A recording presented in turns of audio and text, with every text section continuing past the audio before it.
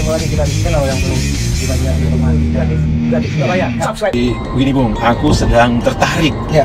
untuk berdiskusi soal hidup dan segala hal yang terkait dengan hidup. Hidup Dan segala terkait dengan kehidupan. Ya. Artinya kehidupan dong. Betul. Ya. Gimana tuh gimana? Jadi begini, sebenarnya ini aku mengadakan semacam sosial eksperimen ya. Ya. Dengan melontarkan 3 pertanyaan simpel kepada beberapa orang ya, beberapa teman-teman ya, kerabatnya. Pertanyaannya itu adalah apa itu hidup, untuk apa itu hidup, dan apa yang menjadi prioritas hidup. Ya. 3 pertanyaan pokok. 3 pertanyaan pokok. Jadi begini, Ya. hal yang kutangkap ketika aku bertanya, responden untuk 3 pertanyaan itu butuh jeda yang lama untuk menjawabnya. Dan ini beda sekali dengan ketika aku bertanya apa itu makan, untuk apa itu makan, apa yang menjadi prioritas untuk dimakan. Itu spontan mereka bisa menjawab. Artinya apa? Coba Bang Kica bahas. Kalau sepintas saya bisa menyimpulkan kalau orang ditanya mengenai hidup, kemudian dia perlu merenung, perlu berpikir, ya karena pertanyaan ini jarang diajukan, termasuk saya sendiri juga akan sulit juga menjawab. Jadi begini, sebenarnya aku kembali kenapa aku sangat tertarik itu, karena aku menganggap bahwa yang paling penting dalam hidup ini adalah hidup, gitu kan?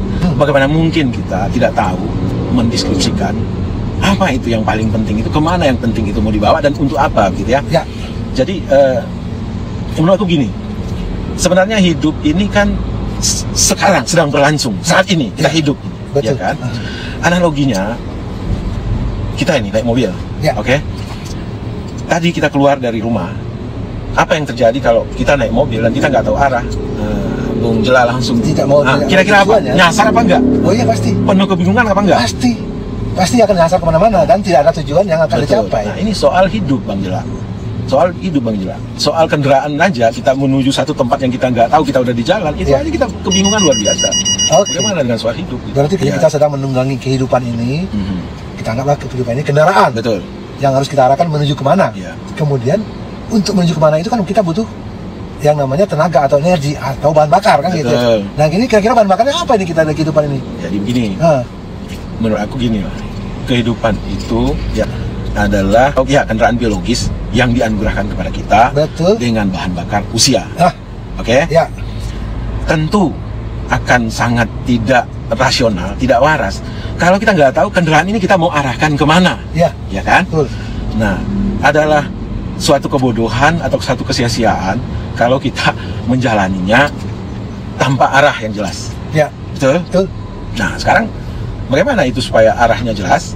Kita harus memulai dari tujuan akhir. Apa yang menjadi tujuan akhir kita? Nah, kalau kita kita keluar sekarang, tujuan kita mau ke restoran, mau makan, jelas tujuan akhir kita. Ya. Restoran apa? Ya restoran sana, ya kita menuju ke arah sana ya. Nah, itu yang harus kita definisikan dalam hidup.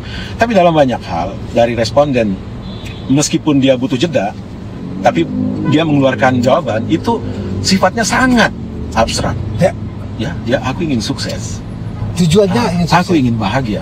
Jadi menurut aku itu juga sama. Oh, pokoknya kita keluar dulu, kita pengen ke lapangan, kita pengen ke pasar. Akhirnya tetap aja kita nyasar kan. Kalau kita naik kendaraan, kita mau ke pasar. Pasar mana? Harus kita tentukan pasarnya, harus kita tentukan lapangannya, harus kita tentukan restoran. Begitu juga dengan hidup. Kita ingin sukses. Sukses di bidang apa? Ya kan? Harus jelas, konkret. Nah, setelah itu jelas, lalu kita cari bagaimana supaya kita sampai ke sana. Tentu kita baca literasi, atau kalau yang sifatnya profesi kita sekolah, kita belajar dengan maksimum. Itu saja tidak cukup. Kita cari orang-orang sukses yang pernah sampai di tempat itu. Ya kan?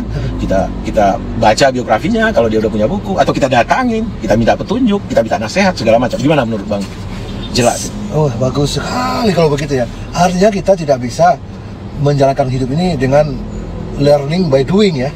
Oh iya jelas. Learning by doing itu kita belajar sambil mengerjakan. Betul. Alangkah baiknya kita hidup mesti berbekal pengetahuan, baik itu di sekolah maupun pengetahuan yang ada di alam ini. Alam terkembang jadi guru kata orang Padang. Alam terkembang jadi guru artinya kita melihat di alam semesta ini apa yang bisa jadi pelajaran.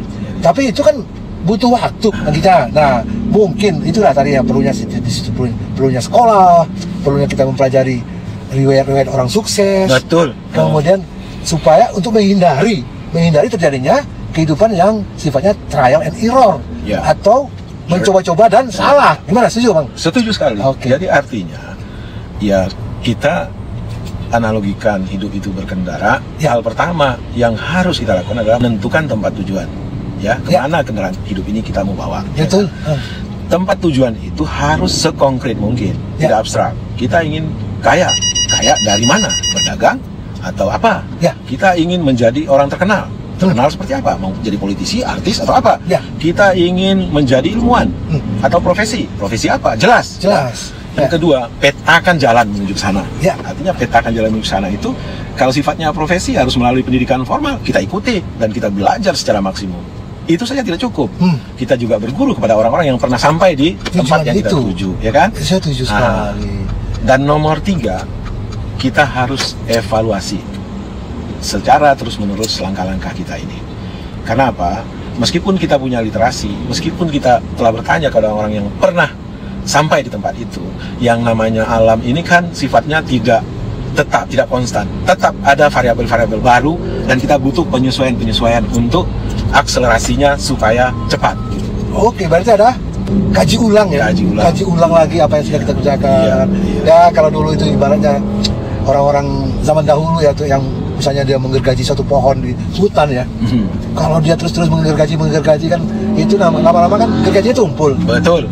Sehingga dia perlu berhenti sejenak, dia asah lagi tuh gergaji, sehingga kecepatan memotong kayunya makin cepat. Ini analogi yang sederhana aja. Tentu saja di alam yang di alam kehidupan yang complicated ini tetap diperlukan suatu evaluasi dan analisa. Betul. Begitu kan? Betul. Jadi maksudnya kita jeda sejenak ya, untuk mengevaluasi, untuk mengkaji, ya kan, apa yang harus kalau analogi gergaji, dia asah dulu dan segala macam. Dan satu hal lagi, kita harus istiqomah. Jadi kalau kita udah menentukan tujuan akhir, kita harus konsisten di tujuan itu. Jangan pernah kita mengganti etape untuk tujuan lain. Karena apa?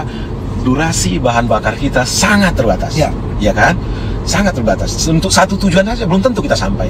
Tapi kalau kita istiqomah, konsisten dengan tujuan, minimal kita udah dapat satu. Andai kata nggak sampai, kita bahagia luar biasa dalam menjalaninya. Gimana, Bu? Oh iya, oke. Jadi kembali dulu sebentar ke evaluasi dan analisa tadi.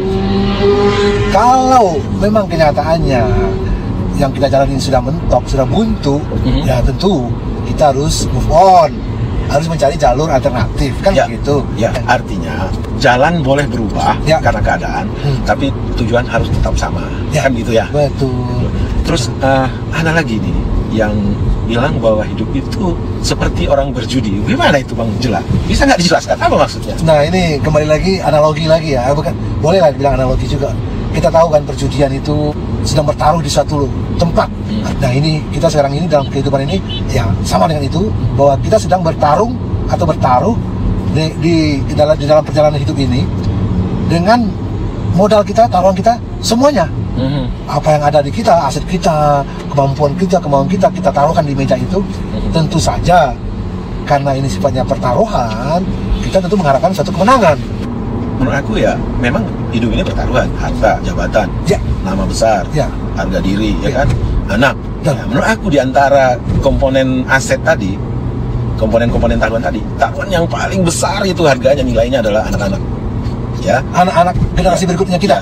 Jadi artinya kalau hidup ini perjudian, maka jangan jadikan anak-anak sebagai taruhannya. Terlalu berisiko dan terlalu besar ongkosnya buat kita. Ya kan, buat peradaban, buat masa depan kemanusiaan. Betul, untuk Sepertinya beberapa ratus meter di depan kita udah sampai di restoran yang kita tuju nih, Angela.